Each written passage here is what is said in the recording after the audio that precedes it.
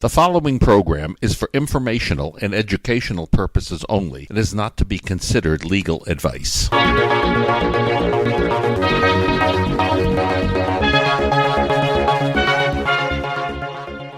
Fraudsters Radio was created to expose the many scams and frauds that have so infected society today.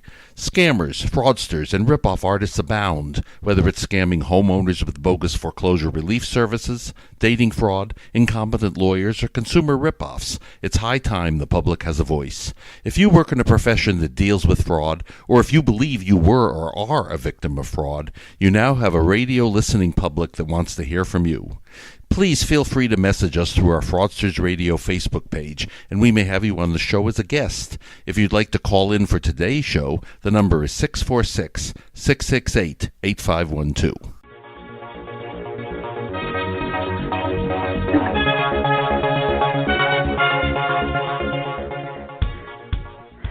And welcome to Fraudsters Radio. Thanks for joining us today. This is Laurie Z, consumer advocate, here with my co-host Storm Bradford, he's the owner of Mortgage Fraud Examiners. Storm, we're going to have another great show today on securitization audits.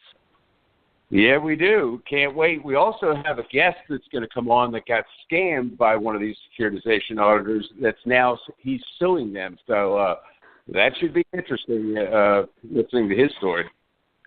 It will, and it's amazing how many companies are listed on the internet that do these. I mean, there's probably thousands of companies that list that they do it, and I don't know. I know that you have helped get closed down a number of these companies. Maybe explain a little bit about why they're scammers. First of all, a securitization audit is not going to save anybody's home. These securitization arguments, these stall arguments, as we call them, like produce the note, MERS, securitization, assignment, standing, didn't get into the trust in time, robo-signing. Nobody's ever won a case ever making those arguments. They've stalled cases but never won one because at the end of the day, a foreclosure is a breach of contract case. The homeowner breached the contract and agreed that the bank could take their house. So the only way to win is to find the problem with that mortgage transaction. Just because your loan was securitized didn't keep you from making payments. Now, in previous shows we've talked about the lawyers, especially down where I am in Florida, where I couldn't find a single attorney to counterclaim when somebody had proof or had evidence of, maybe the bank breached the contract first. What can someone in a position like that, what can they do? I mean, first off, I guess you have to realize they're hiring a foreclosure defense attorney, but they're thinking, well, foreclosure defense also means counterattack. But I'm going to tell you down here, they couldn't find anybody that wanted to counterattack. And I know you had mentioned that was a form of malpractice. So maybe for our listeners, explain a little bit about that, because people are frustrated when they hire a lawyer and they spend a lot, a monthly amount that could equal their mortgage just to retain the lawyer, where the lawyer's really not doing all that much work. And then they get to the end and the guy's like, oh, wait, how come this guy isn't fighting for me? And that's, I think, a big frustration level factor for people. Well, the problem is how can a lawyer fight for you if he has no evidence of wrongdoing that you've been harmed? You haven't been harmed. Well, why would he take the case to begin with? Why would he take the case to begin with? Money. Because it's easy money. In judicial states, it takes, on average, 3 years if you do nothing from the time that you missed your first payment until you get booted out of your house. That's if you do nothing. So you pay some attorney that charges $3,500 up front and $1,000 a month for 3 years, you paid him $40,000. We got someone we're talking to now that she's already paid her lawyer $30,000, and he wants more money, and he's a known stall attorney. And so that's just that's the reason. But I remember you talked about it's malpractice. What happens if that particular client goes back to their attorney and says, well, wait, I want to pay you to initiate a counterclaim? Can that attorney deny doing the counterclaim? Because aren't they supposed to be, if they do have something, let's say they use mortgage fraud examiners, and it's determined that there is a problem that the bank breached first. What do they do then if they have the stall tactic attorney, but they have the exam and you know that there's proof? And now how do they get that lawyer to do it? Or are they better off dropping the lawyer and doing it themselves? They're better off dropping the lawyer and finding another lawyer, and here's why. Because a foreclosure is a breach of contract case, and that attorney has never analyzed that contract, not according to me, but don't take my word for it, take the Bar Association's words for it. Any attorney that has a breach of contract case and fails to analyze the contract in that transaction itself is committing malpractice.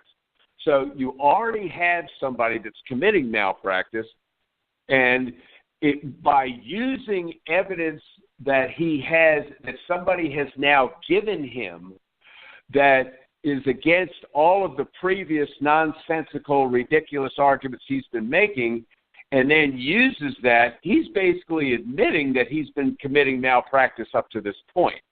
So it's just better to either tell you that, oh, well, I can't take the case, or I'm going to, I want out of the case, because the minute that he does that, he's admitting that he's been committing malpractice all along. That's why you see these attorneys won't take these cases once they've got it. That's why you're better off going to a contract attorney than to someone who holds themselves out as a foreclosure defense attorney, because the vast majority, 99% of them, have no clue what they're doing. Right. We've talked in past shows about attorneys down here specifically that you and I know of that say they've won thousands of cases, and yet in reality they've won nothing, and then they end up in trouble with the bar. Where I would be concerned is, why is the bar not doing anything if so many of these attorneys are not analyzing the transaction? Doesn't that say something about the Florida bar itself? No, it's not the bar's fault, because here's the problem. These attorneys inoculate these homeowners up front, and they tell them, look, these courts are corrupt. I see it all the time from all over the country, especially down there in Florida. I've seen it many, many times. You've seen it, where they're bad-mouthing the judges, and they're saying the courts are corrupt, and so forth and so on. So they inoculate these homeowners. One of the also common arguments that they make is, hey, look, what are you bitching about? I've kept you in your house these last 3 years. You haven't been making payments. You should be happy with my work. Well, that's a red herring. That's nonsense, because there's nothing that they did to keep you in the house. It's just that's how long it takes itself to get through the system. So that's the problem that you have, and which we discussed in our prior show about these pretender defender stall attorneys. Right. So it's kind of a tough situation, because people, I think, don't know what to do, and they don't realize, like you said, it can be 3 years. They'd be better off just holding on to their money if they can't afford to do anything. Yeah, as we tell clients to call us, we tell them up front, first of all, we only take so many new clients a month, and second of all, if they call us with all these ridiculous arguments and they think, we don't take their cases, as I'm fond of telling people. We don't take cases from widows, orphans, or morons. So if somebody doesn't understand the process that this is a breach of contract case and you have to attack the contract, you're wasting your time with them. There are some people that have wasted $30,000, like this one individual that's talking to us now, already wasted $30,000.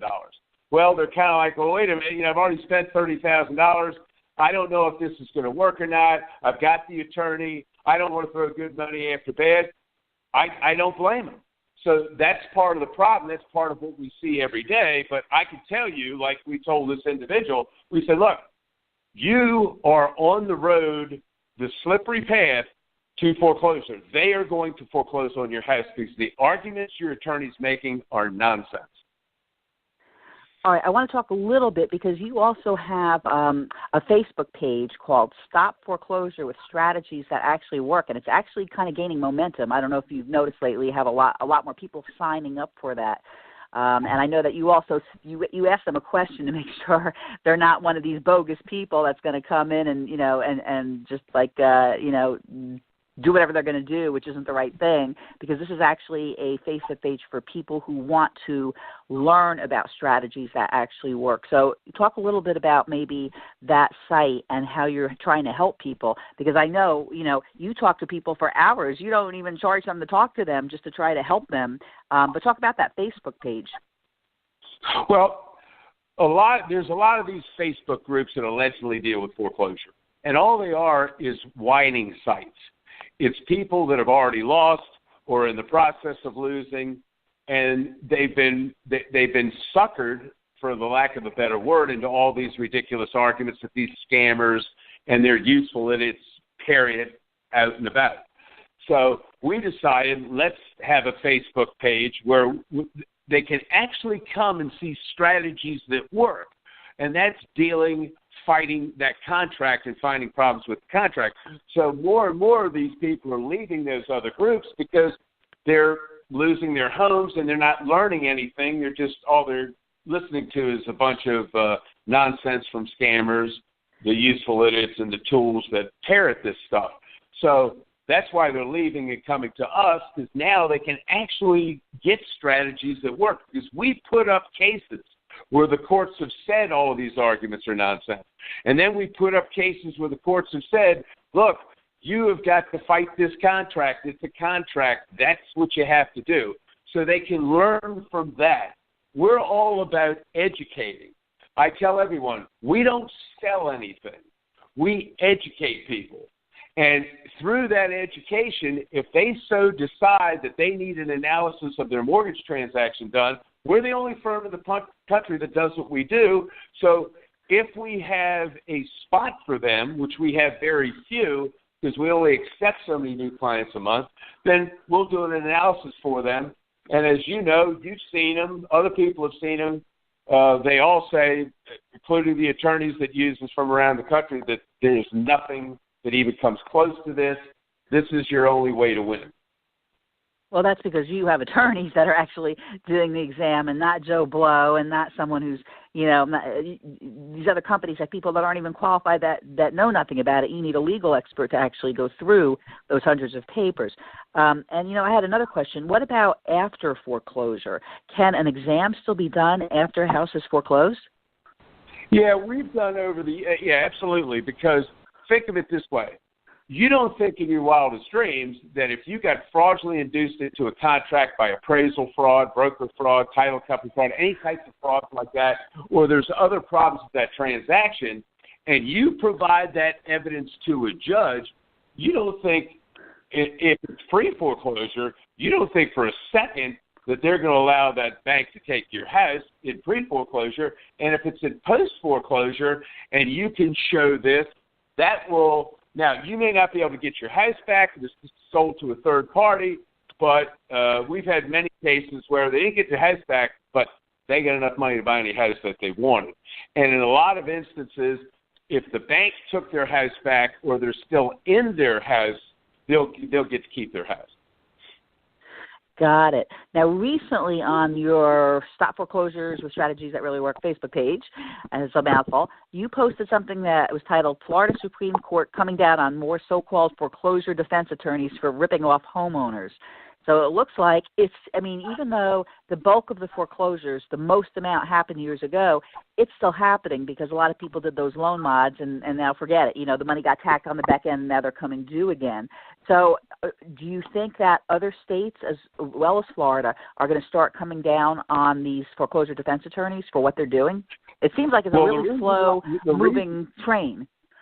Yeah. Well, the reason why they're coming down on them now is because of our clients that are now filing bar complaints against these attorneys that rip them off.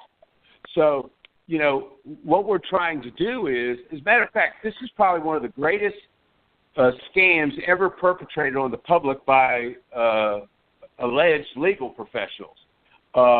They're committing malpractice. This is what these bar associations have said. But again, nobody has complained because they've been inoculated up front.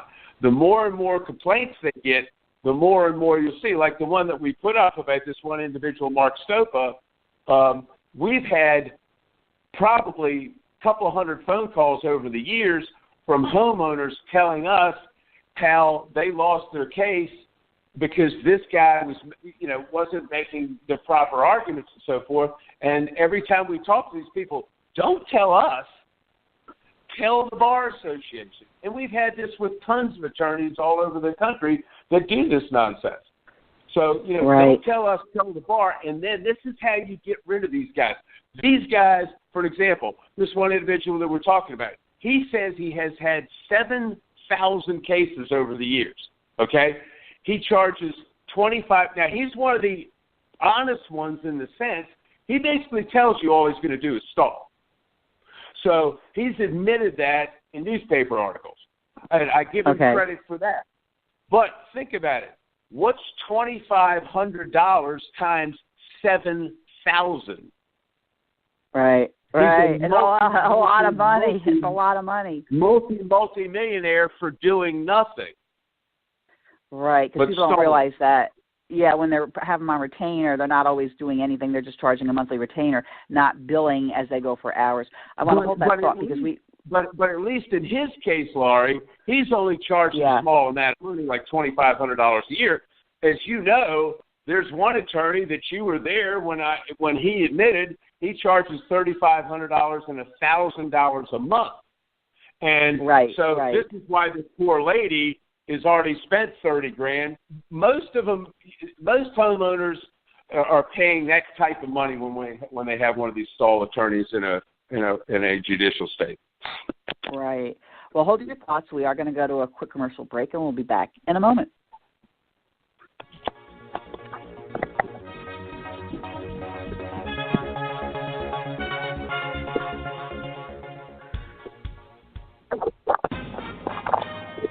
Have your house payments skyrocketed under an adjustable rate mortgage? Have you been laid off or had your hours cut?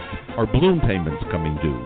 You need help from mortgage fraud examiners. To stop the housing crisis, Congress and the White House are pinning their hopes on homeowners renegotiating their mortgages.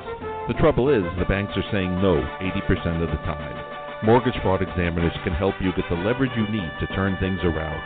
They estimate that up to 85% of all mortgages are legally deficient. Mortgage fraud examiners can perform a mortgage transaction analysis and an appraisal to find legal deficits in your mortgage.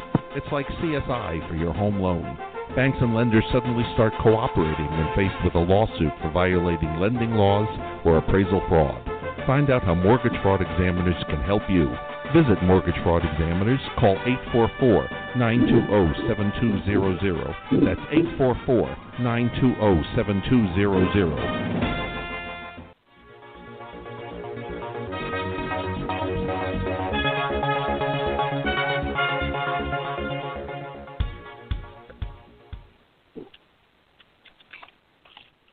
Laurie, we're back. We are back, and we've been talking about securitization audits and how much of a struggle it is for people monetarily, because one of the things I want to go back on a little bit was if you have an attorney that's charging $1,000 a month on retainer, and maybe once or twice a year they're sending in a court document or appearing to a hearing, and you're paying $1,000 a month, that's $12,000 a year you could have saved because they're not doing anything in most cases. They're just doing the delay tactic. I would think that at least if you're going to find an attorney that's doing a delay tactic, find one that does it on billable hours versus the retainer, correct? Or you find one like this guy, Mark Stopa, is only going to charge you $2,500 for the year, but you're going to lose your house. He even admits it.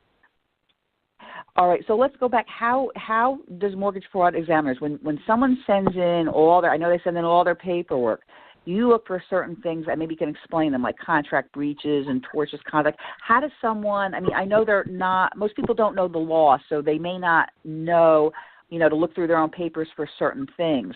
But what is it exactly like that advice maybe you can give to someone that would tip them off, that they would know to look and see if there was something that would be a problem on their transaction prior to even calling you? Like what kind of things can somebody look for? Well, they really can't because they don't know what to look for in the first place. That's the problem. The reason why attorneys stall is they inherently know that it's a breach of contract case.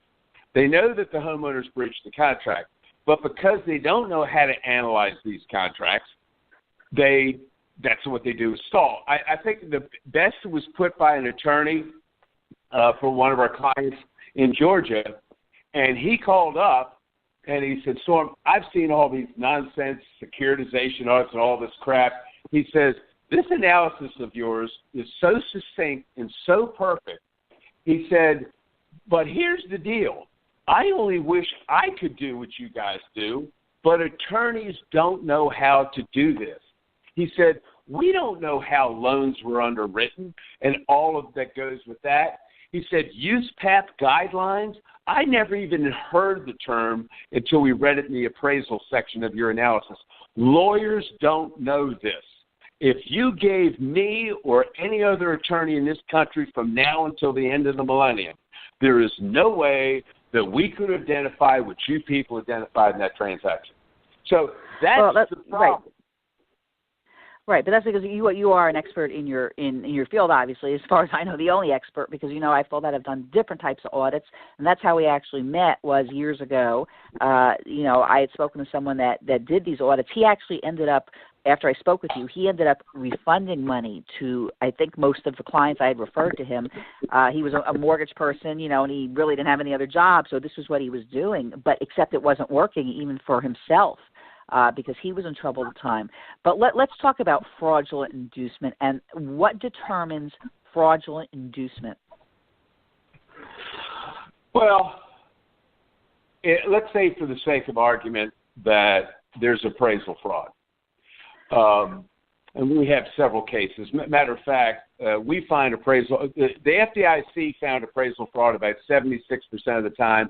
Because we've done 10 times of what the FDIC looked at, we find, we're a touch higher, about 80% of the time we find appraisal fraud. However, in foreclosure capitals like Florida, California, Arizona, Nevada, New York, Illinois, and places like that, Georgia, we find it about 90% of the time. And basically, what you're doing is you're in essence buying money. You're going to the bank buying money. They're giving you money, and you're paying them back plus interest, so you're buying money. You wouldn't buy, for the sake of argument, $500,000 on something that's only worth $300,000. Nobody would do that. So what they do is, like for an example, up in West Virginia, Quicken Loans was ordered to pay Miss Brown $3.6 million, and that didn't include the $700,000 that she got in a settlement with the appraiser for over-appraising their home just so they could get the loan done. So it's quite common. It happens all the time. We see it all of the time. So in essence, what's happened to you is you bought money on something that wasn't worth that amount or anywhere near it.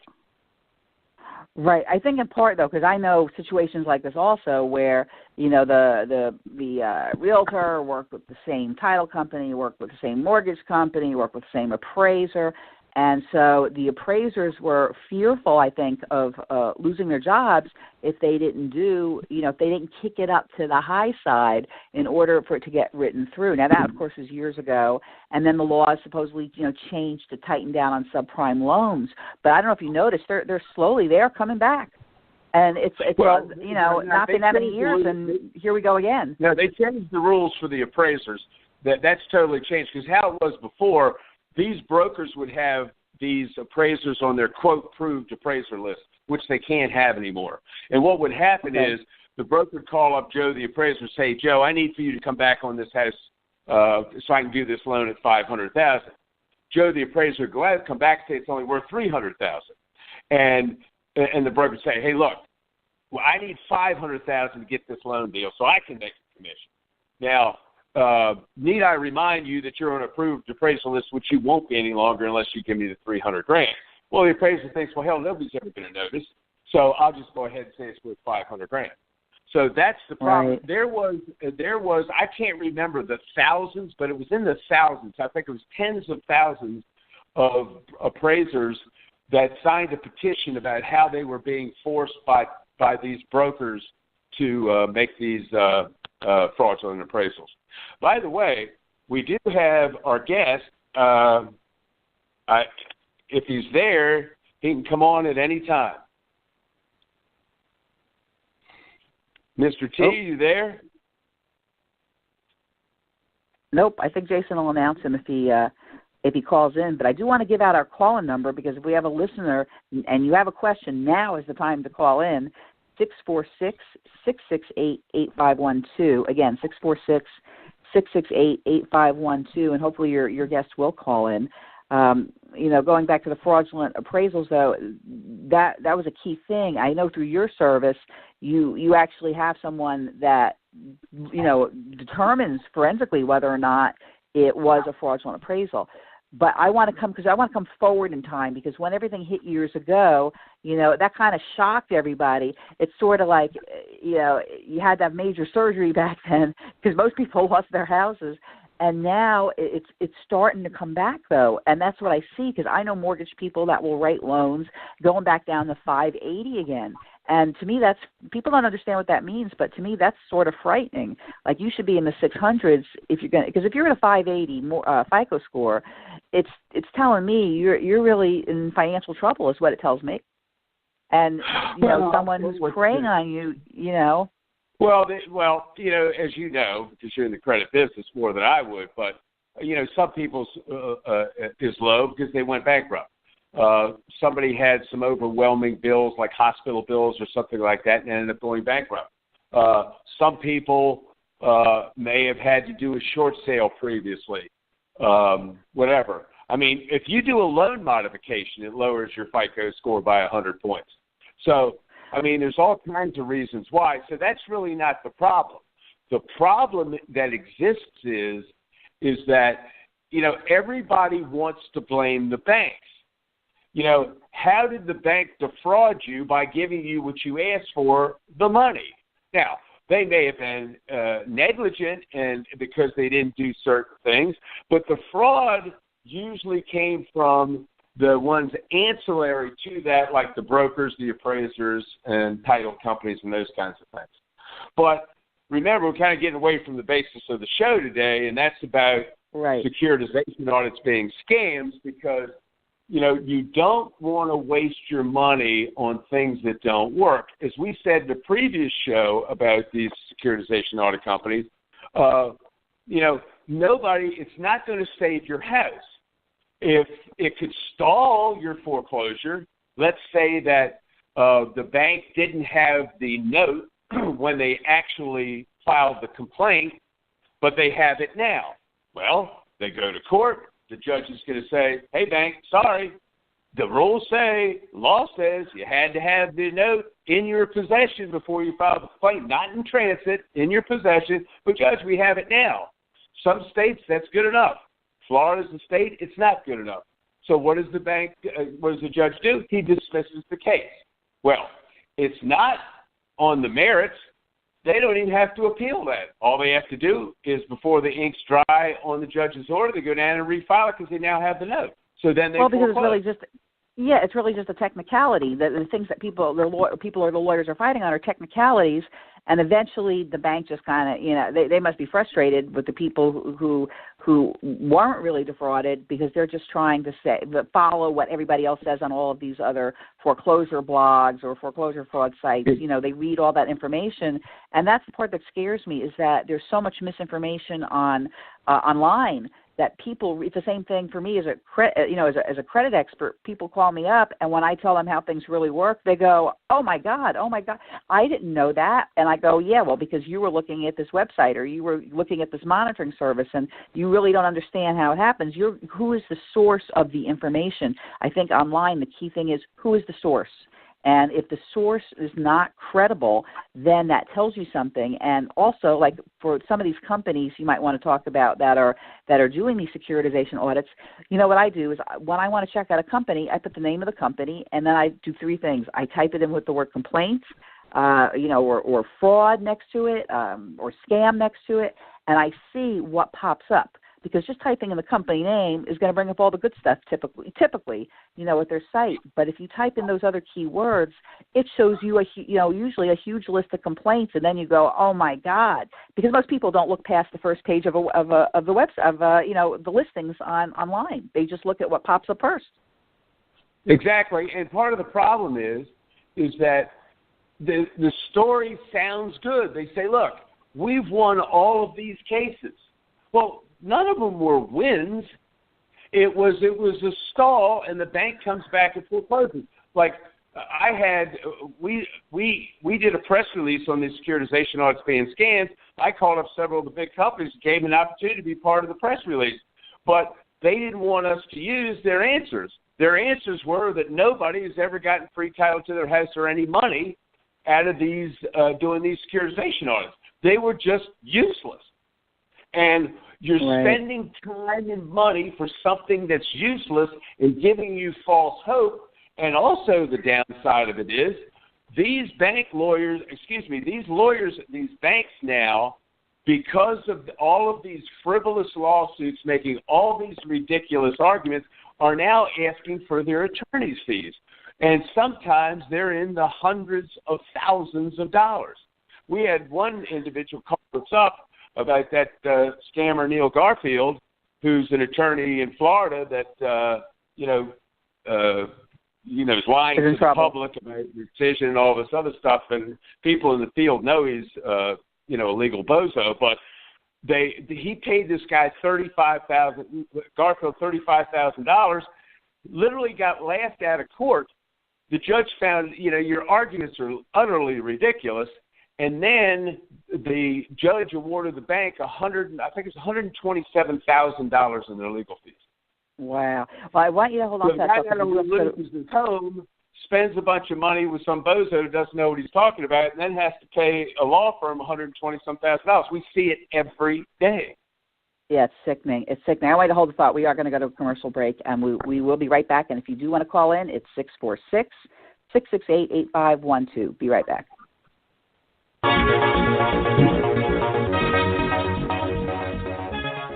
Have you received a notice of foreclosure on your property? Do you suspect that you're involved in an unfair or fraudulent loan agreement?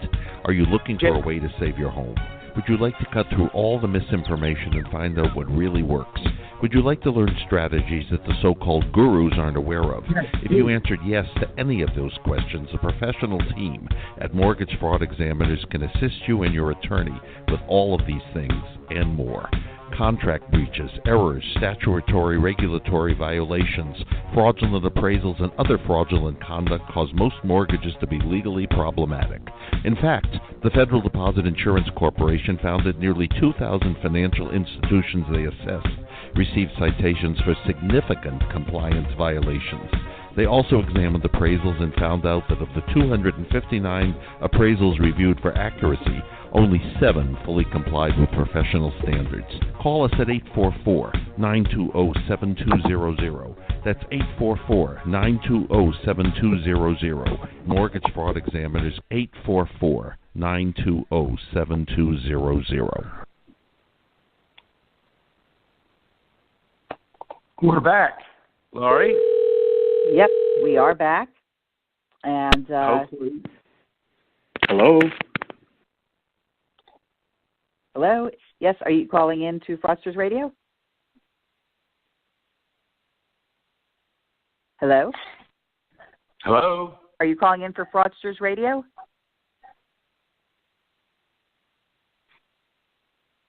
Sounds like we're having a technical error. Okay, who is this?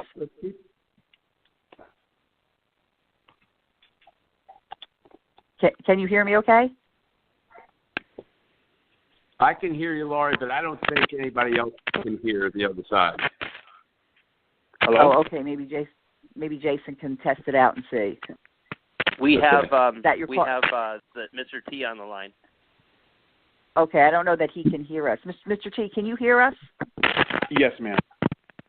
Oh, okay. So this is Laurie Z. I'm here with Storm Bradford. So Storm, I know this is the guest, so maybe you can start with some of the questions and we can find out what his situation is. Hey, Mr. T, how are you? I'm doing pretty good. Excuse me if I do a little coughing. Just get. Yeah, well, glad to have you on. Would you be kind enough? I know that you've had in the past you bought a securitization audit. Can you tell me how that worked out for you? I guess it's easier to say how it didn't work out. When you're going through financial hardship, because my wife was ill and just quickly fast forwarding, we almost lost, we were in the process of losing our house, and I found CFLA, a company named CFLA online. I found them on YouTube, and I started watching their videos, and it seemed like, it seemed like it was a pretty legit thing. And when I approached them, I initially asked them, can they refer attorneys who worked with their products? Well, first when they explained, they said, more than likely, my house, if I have MERS on my mortgage, and more than likely there was securitization and they can help me. And so they did the report and said my loan was invalid. And so I took that as the gospel. I ran with it, did a lawsuit against my mortgage company, and in a nutshell, I was pretty much laughed out of the court. Once the judge had a chance, he had I don't know, I can't remember the legal term, but he basically said, I'm going to take this under consideration. And when we brought it to court, and because what I did was I put a list pendant on our property, as well as a restraining order, so he put a temporary restraining order for about 2 weeks until he was able to make his decision. And he made his decision and just basically, platter and said, this is frivolous. Then I felt bad because I didn't really do all the research. So anyway, in a nutshell, that I pretty much got laughed out of court. And the day he granted the mortgage company to lift the automatic stay, or lift the the restraining order. He granted them to lift it and to come after me. That was the day up. And I almost lost my house. Yeah. So this is certified forensic loan auditors, and we're hearing a lot of static and backup noise. I don't know what that's coming from, but we're hearing a bunch of noise. It sounds like a connection bad. We're hearing my it on our end. Okay, it could be my headphones. Hold on, let me switch my headphones 1 second. Okay.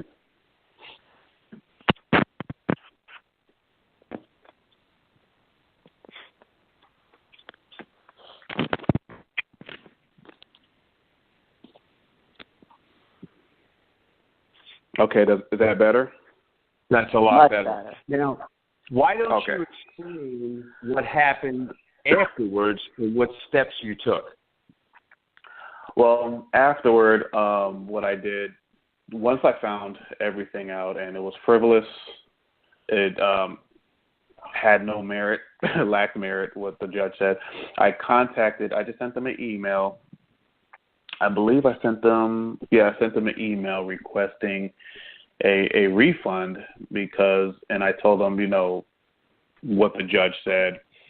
And then upon what I said in the email, Mr. Andrew Lehman had called me back, the owner of the company. He called me back and we were, talking, and I told him, I said, listen, I want a refund. This stuff is not even legally sound. And so we're going back and forth. And I said, if I could just get a refund of the money I paid, I'll just walk away. It's no big deal. And at that point, I said, I don't want to have to go to, the Better Business Bureau or the Attorney General. And he said, well, if you do that, then you're never going to get your money. And then so we started going back and forth, and then that's when the battle began. And there was a lot of threats stating that, if I continue to defame because I did a Better Business Bureau report, and if they said if I continue to defame them or defame their name, then they were going to bring a lawsuit against me, which I continued anyway. I have a few pending complaints against them, and I still have to do a few more. I won't say where I'm going to complain, but there's a few more down the pipeline. But there were a lot of threats and a lot of back and forth. Right. And what I wanted to do when I said what steps you took after that, without being specific, is you found out about mortgage fraud examiners. And without being specific, you were, 2 weeks away from losing your home? I was about, probably close to 3. It was close to 3. It was between 2.5 and 3 weeks. And contacted mortgage. I'm sorry, go ahead. Yeah, you contacted mortgage fraud examiners.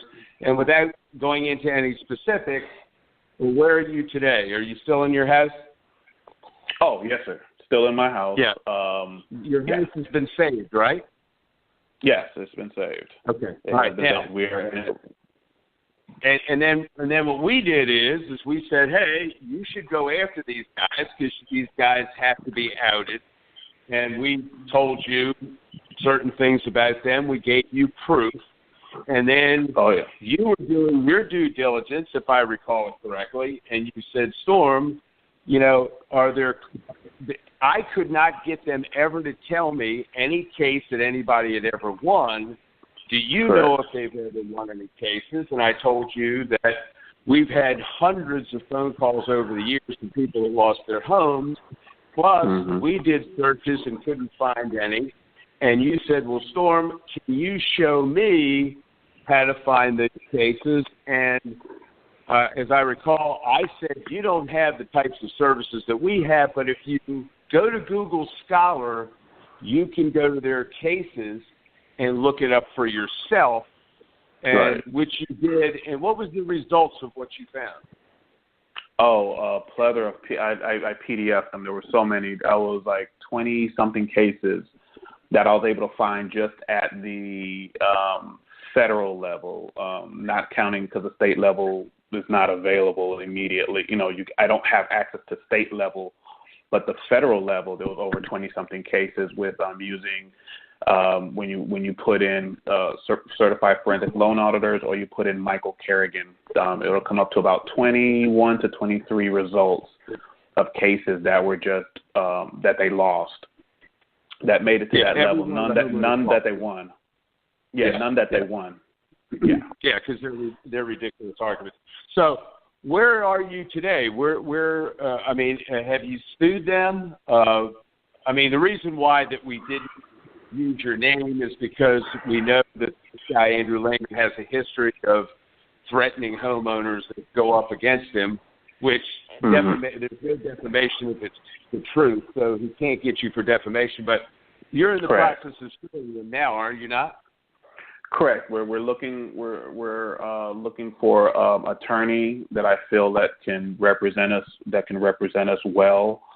I have all proof emails and the pending cases and even the cases that you all provide for me. I think it's over 20-something pages back and front about how these securitization audit arguments are frivolous, all the cases you gave me. So we have so much ammo, so much proof, but we're just trying to find a solid attorney here in the Arizona area. And I'm still in the process of building my case. And just to add this, if you all probably don't know, I'm a disabled Gulf War veteran, and because of the stress of almost losing my home, it caused a severe flare-up. Starting about 3 months ago, and I'm still experiencing the flare-ups, going to the doctors and everything. So it's pretty much shut me down for the last 3 to 4 months. And your wife has been ill as well under all the stress. True? Correct. She was already ill. The reason why we got in the situation, and the stress of it exasperated her as well. Now I know that you continue to do more investigation, more work to build your case. And we haven't talked in a while. Is there any recent things that you've come up with, evidence that you've come up with that you think would be helpful, that could help our listeners? Not honestly. Unfortunately, because of the exasperation, I've kind of been bedridden for a few months on and off. Aside from going to the doctors, I pretty much left off with filing a lot of the complaints, which the complaints are also going to help with the lawsuit. but I haven't developed anything further aside from building the case, because now I'm at the portion of the case where showing the evidence of what the after effects of what it's caused. So I'm in that phase right now, trying to get myself back together, and it's pretty much shut me down. So I'm in that phase right there. So unfortunately when I'm there, I'm not as productive as I was beforehand. Yeah. Let me ask you, why or how do you think you were scammed? What caused you to get scammed by this company? Well, I mean, when you're almost losing your home, I mean, you're kind of, if someone's drowning, you're looking for a lifeboat, and even if that lifeboat is an inflatable raft, with a hole in it, you're still going to try to grab for something. So you're desperate, and you're like, hey, if this can save me, and especially they sell you on the argument that you have an invalid loan. I mean, and then they start using all this legal jargon, you fall for it. You're like, and if you don't know, you don't have time to do your research. I didn't know about Google Scholar and all that and doing the research behind them, and especially they tell you that they're attorneys. So if you got attorneys coming to you saying, hey, we can help you, more than likely, your loan, we got an audit and your loan is invalid. I mean, you're looking for something, and so I started watching all these videos just trying to get information on them and the videos they produce, and I'm like, a lot of the information was over my head. But, it's like, hey, they're attorneys, so they must know what they're doing. And that's how I got it. That's how I got scammed. Yeah, and then when you got to court, the judge found their arguments laughable. Yeah, I mean, the judge heard it, and that whole, produced the note thing. And, the judge was on my side. I mean, God bless the judge. At first, he was helping me. He was rooting for me. I told him my situation, and then that whole produced a note thing. So at the emergency hearing, the attorney for the mortgage company produced a note. He probably altered it because it was, the note that we signed was on a legal size. He produced a letter size note, but nevertheless, he produced a note, showed it to the judge, and the judge kind of blinked his eyes like, oh, shoot, and he looked at me like, I don't know if I can help you at this point. And it started pretty much going downhill from there. And what really kind of put the nail in the coffin, so to speak, was we had Mr. Kerrigan. I paid about $1,500. I paid $1,500 to have Mr. Kerrigan as an expert witness. In court, you have to ask questions to qualify for as an expert witness. I had to ask him certain questions to qualify him. So as I was asking him these questions, he wasn't able to, like, for instance, one of the questions were, do you teach, as an expert in this field, do you teach, and he said, well, yeah, I do teach classes. And I said, okay, do you write articles and expert articles and things like that? He said, well, I really don't have the time.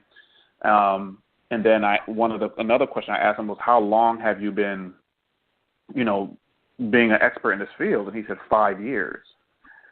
And I mean, I just saw the judge looking at me, the attorney, he was smirking, and then the attorney really got him. He said, okay, are you all attorneys? Because it's like a turnkey system. You're preparing these documents, because I found, the attorney found my lawsuit that I presented to the court. He found it. It's on their website. It's like a turnkey system. You just basically fill in the blanks. And Mr. Kerrigan couldn't answer that. He said, I don't know. I'm just the president. I don't have anything to do with the website. And he said, well, are you all attorneys? He said, no, the owner's an attorney. And he said, well, are you all licensed to practice law? Because you all filled out the lawsuit. Are you licensed to practice law in Arizona? And they said, no. And once I did my research and found out that Mr. Andrew Lehman is not an attorney at all. He's not barred. I looked for him in Texas, where part of his company is located, and I looked for him. I looked for his information in California, and California Bar Association, and Texas Bar Association, and he didn't show up in any of those.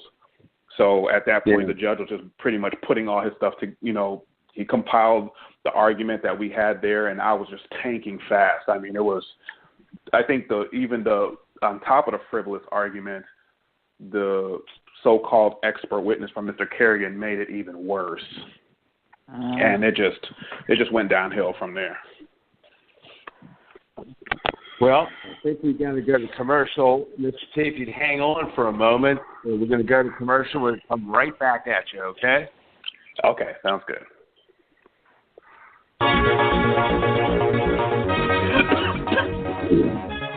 There is a very high likelihood your mortgage contains an extensive error. At Mortgage Fraud Examiners, we know just how costly a missed opportunity can be. For almost 40 years, we have consulted, retained, and referred to by attorneys, lawyers, trial practitioners throughout the nation. Put another way, we are the trusted source for litigation support. A foreclosure is basically an allegation the homeowner breached the contract by failing to make timely payments. The contract is clear. The borrower promised they would make timely payments, and if they didn't, the lender could take the property. The only way to overcome the homeowner's breach is to show the lender breached first. Identify errors that would void the contract. Identify regulatory violations. Identify appraisal fraud and other fraudulent contact. And the only way to find these wrongs is to thoroughly examine the whole mortgage transaction. This meticulous examination of your mortgage transaction and appraisal can identify legal defects that would make your mortgage unenforceable and entitle you to compensation or even free title to your property. Call us at 844-920-7200. Mortgage Fraud Examiners, that's 844-920-7200. 844-920-7200. We're back on AM 24/7 radio with a guest, Mr. T, who's telling our listeners how he was scammed by a specific company. Let me ask you, Mr. T, if an attorney is using a company like Certified Forensic Loan Auditors, and the attorney's already charged their client $30,000, and they use Certified Forensic Loan Auditors, what would your advice be to that homeowner? Oh, I would definitely tell that homeowner to sue that attorney for malpractice. I mean, hands down. I mean, and it's sad because I had an attorney who was willing to take the case. I mean, and he was quoting me. He said, "This is my retainer," and I'm glad I didn't go with him. I'm glad I found out all of this because I was actually on the verge of giving him a retainer until I received the information from the judge that it was a frivolous claim, and then that's when I contacted Mortgage Fraud Examiners. But I would definitely say sue that attorney for malpractice because they cannot provide, and this was one of the things that got me when I was getting the litigation pack together right before I filed the lawsuit, because in the state where I'm located is you fill out the form, the civil lawsuit, when you're just filling out the preliminary form, it asks you what are the associated laws that were broken that caused you to file this lawsuit. And I couldn't answer that, so I paused the paperwork and I emailed them. And they read the email and everything, but they never replied. I said, what are the laws that were broken so I can put in here? And they could never, to this day, even when they were emailing back and forth, they could never provide me with any state or federal laws that were violated. They were just kept saying they're just selling the securitization sale. Well, Storm, would that be considered legal advice if they did that? Would that be considered legal advice, and they're not really lawyers? Well, the problem is that there's a lot of ways that they could get around that. But I think the most important thing that listeners need to get out of this is that, as a matter of fact, without giving too much information, what we did for you at Mortgage Fraud Examiners, but we did. One of the things that we asked for is all the paperwork to include any scam audits or anything like that. And we looked up your audit, and we showed you, I think it was probably 6 or 7 specific areas that they had in their audit that was factually and legally correct based on the case law that we gave you. Is that what happened? Yes, exactly. They were incorrect. And to answer her question, yes, they did give legal advice in a lot of instances. Yes. Yeah. Which is Yeah, they did give legal advice. Unlicensed practice. And even unlicensed practice of law. Yeah. Oh, and they prepared the lawsuit for me. So they basically, when they typed it up and they emailed it to me, and I went through it, and I'm very meticulous with the paperwork because that's what I did in the military. So I went through the paperwork, and there were so many typos, so many grammatical and syntax errors throughout the whole thing. I had to go through and correct it from that angle, but not from a legal angle. Excuse me. And so they actually prepared the lawsuit for me, which is a form of practicing law. You can't prepare the lawsuit. That's something that an attorney is supposed to do. So they literally, it was like a turnkey system. They prepared the lawsuit for me that I actually turned into the court. Now, is that company still in business? Unfortunately, yes, they're still in business. He even and Mr. Lehman's moving around between California and Texas, but he has another company of sports that he's claiming he's a sports agent. So he has all this. These companies that he's starting, and what's interesting is the agents that he uses for certified forensic loan auditors are also some of the agents he uses for the sports company. So using a lot of ball players who are other sports agents for his other company, and they're also the people that I actually personally contacted and spoke with on the phone and emailed at certified forensic loan auditors. Yeah, Storm, I think for one of the next shows, maybe we should talk about how to properly interview an attorney for your case, because people just don't know what to ask, and attorneys are great salespeople. Well, let me tell you something. Let me tell you something that will shock you too, and maybe you can dovetail on this too, Mr. Tate. Is that Mr. Andrew Lehman, who owns Certified Forensic Loan Auditors, makes a bunch of ridiculous statements and outrageous statements, but there's one statement that I do believe, that they've performed over 50,000 of these securitization audits that are utterly useless. So can you imagine all of these poor homeowners that could possibly save their home if they had their mortgage transaction analyzed as a contract breach? They would all most likely still be in their homes, but these individuals have, the vast majority of them, if not all of them, have lost their homes or are in the process of doing so, which is really sad. Yeah. Well, we've got about a minute before. Go ahead. I'm sorry. Okay. Go ahead. Oh, no, I was saying I actually know a gentleman who actually referred me to U-Storm, and the gentleman I told you about that referred me, and he actually lost his home, got evicted, and he's still trying to use, and I'm trying to tell him, like, this securitization audit is a flop, and he already lost his home, and he's still fighting, trying to use that.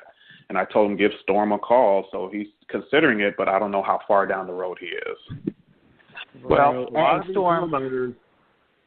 these homeowners drank that proverbial Kool-Aid, and their brains are now mush, so they believe the nonsense, and they don't want to hear the truth. Yeah, and so we come to really the end of the show. So anyone who's interested can reach Storm. How can people reach you? Well, they can go to our website, morganfraudexaminers.com, or the telephone number's there. They can read all about these scams on the website. They can read. There's dozens, hundreds of cases on the website explaining how these arguments are nonsense. And if we have any spots available, if we're taking any new clients on at that point, we might be able, they can give us a call, see if we can't help them. If not, we can at least point them in the right direction. All right. Well, it was another great show, Mr. T. Thanks for sharing your story. I think that will help a lot of people. Okay. Thank you. You're welcome. And if I can make one last request, if there's any viable attorneys or any competent attorneys in the Arizona area, if they can contact Storm, we would like to have some to choose from to pick who will be the best attorney to go after these guys. Very good. All right, Mr. Peter, well, God bless you. God bless your wife and your family. And, your house has now been saved, which is a good thing. So at the end of the day, yes. I think you told me one time that your prayers got answered. Yes, they did. All right, guys. Well, we're going to close, and I want to thank our listening audience for joining us today on Fraudsters Radio. Join us again next Monday from 1 to 2 p.m. Eastern Time live. And remember, we do want to hear your stories. Contact us through the Fraudsters Radio Facebook page.